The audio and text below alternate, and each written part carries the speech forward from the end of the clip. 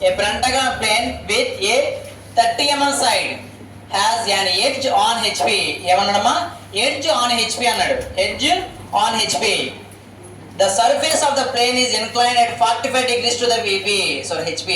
45 degrees to the HP. 45 degrees to the HP. So ఎక్కడ ఉంటుందమ్మా అది? VP లో inclination line వస్తుంది. Draw its projections. Draw its projections. Draw its projections. So ఏమన్నాడు చూడండి, edge on HP. ఏమన్నారా? Edge అంట. Edge అనేది ఏం చేశాడు? ఆన్ హెచ్పి కండిషన్ ఇచ్చాడు. సో ఇది ఇలా 90 degrees తిన్నప్పుడు ఏమవుతుందిరా? వర్టికల్ అవుతుంది.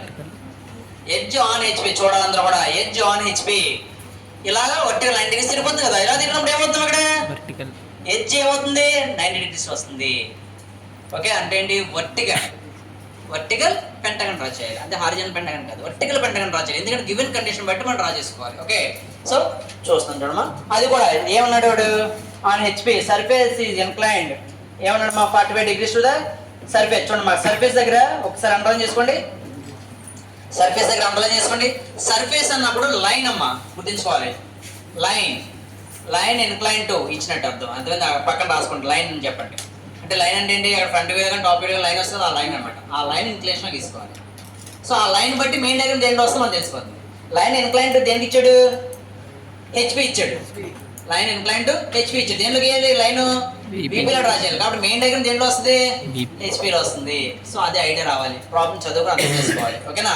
సో డయాగ్రామ్ ఎలా ఉందో డ్రా చేస్తాను, నేర్చుకోండి ఒకసారి. సో అది కూడా ఆన్ హెచ్పి ఇచ్చాడు కాబట్టి లైన్ మీద వస్తుంది. అర్థమైందమ్మా?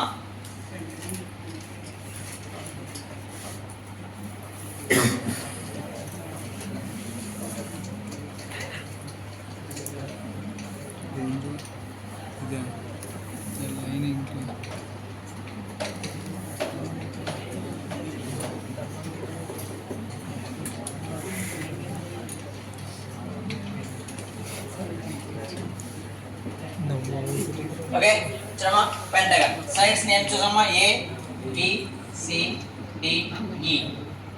A B C D E వాళ్ళపై చూస్తున్నారా? సో టాప్ వ్యూలో డయాగ్రామ్ అనబడుతుంది. కాబట్టి ఫ్రంట్ వ్యూలో ఏంటి? ఆన్ హెచ్పి పెట్టాం కాబట్టి line XY. So line XY draw చేయండి. లైన్ ఏంటమ్మది? XY. So VP by HP. VP by HP. ఇక్కడ ఏముంటుందమ్మా? ఫ్రంట్ వ్యూ వస్తే ఇక్కడ ఏమొస్తుంది? Top view. ఆన్ హెచ్పి అనే కండిషన్ ఇచ్చాడు కాబట్టి ఈ పాయింట్స్ అన్ని దేని మీద వస్తాయమ్మా? XY లైన్ మీదకి వస్తాయి. XY లైన్ మీదకి వస్తాయి. సో ఇక్కడ పాయింట్స్ వస్తాయి. ఓకేనమ్మా? సో ఇక్కడ ఏంటి? A. ఇక్కడ ఏంటమ్మా? B D. ఇక్కడ ఏంటమ్మా? C. సో అన్ని కూడా ఏమొస్తాయమ్మా? డాష్ వస్తాయి. ఇక్కడ A కనబడుతుంది కానీ ఇక్కడ E ఏమవుద్ది? కనబడదు. ఇక్కడ B కనబడుతుంది కానీ D కనబడదు, C కనబడుతుంది. సో ఇది మెయిన్ లైన్ అన్నమాట. సో ఫస్ట్ డయాగ్రామ్స్ అని చెప్పాను. చెప్తే ఏం చెప్పాను? కొన్ని అబోవ్ హెచ్పి చెప్పాను. ఆన్ హెచ్పి కండిషన్ ఏంటి? On HP. So XY line మీద డ్రా చేయాలి.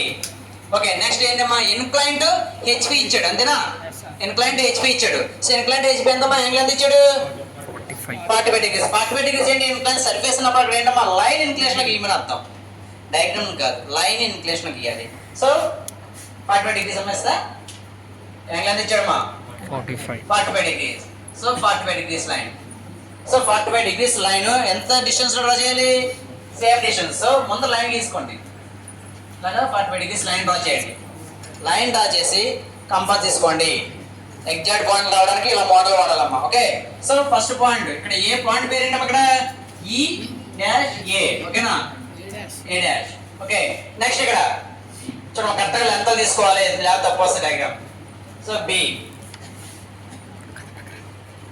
సో ఇక్కడ ఏంటమ్మా? B', C'. చూస్తున్నా అందరూ కూడా చూడాలి. Next A', C'. ఏంటమ్మా? C'. సో అలా మొత్తం 3 పాయింట్లు రావాలి ఎగ్జాక్ట్గా. అది కూడా కంపాస్తో పెట్టాలి ఎగ్జాక్ట్ వాల్యూస్ రావడానికి. సో ఇప్పుడు ఏంటంటే గ్రాఫ్ షీటే మనకి ఎలా అంటే horizontal line, vertical line draw చేయడం సరిపోతుంది. ఇక్కడ చూడమ్మా, ఇక్కడ ఏంటి? A నుంచి C నుంచి లైన్స్ డ్రా చేస్తున్నాం. ఓకే, ఇక్కడ D నుంచి D' నుంచి లైన్స్ డ్రా చేస్తున్నాను. ఇక్కడ ఏంటమ్మా? C నుంచి. అన్ని కూడా ఎలా ఉండాలి? థిన్ లైన్స్ ఉండాలి, లైట్ లైన్స్ ఉండాలి. నెక్స్ట్ ఇప్పుడు చూడమ్మా, ఒకటి ఫస్ట్ పాయింట్ ఏంటి? ఇక్కడ D ఉంది. సో D నుంచి హారిజాంటల్ లైన్ డ్రా చేస్తున్నాను. డి నుంచి హారిజాన్ లైన్ డ్రా చేస్తాను. ఎక్కడ డి, ఇక్కడ డి ఎక్కడ కనబడింది, ఇక్కడ డ్రా చేయండి రెండు కూడా, డి డాష్ డి. ఓకే, అక్కడ D1 అని పెట్టాలి. Horizon line x and y రెండు కలవాలి. నెక్స్ట్ ఇక్కడ ఏంటమ్మా ఈ పాయింట్ తీసుకున్నాం. ఇక్కడ ఏంటమ్మా ఈ పాయింట్ ఎక్కడ కనబడింది, ఎక్కడ అటాచ్ అయింది ఏంటనే E1. సో నెక్స్ట్ ఇక్కడ సి పాయింట్ ఎక్కడ అటాచ్ అయిందమ్మా, ఈ లైన్ సి ఇక్కడ అటాచ్ అయింది. ఓకేనా, C1. నెక్స్ట్ మళ్ళీ ఇక్కడ ఏంటి ఏ, ఎక్కడ అటాచ్ అయిందమ్మా, ఇక్కడ ఏ. నెక్స్ట్ ఇక్కడ ఏంటి అటాచ్ అయింది ఏంటమ్మా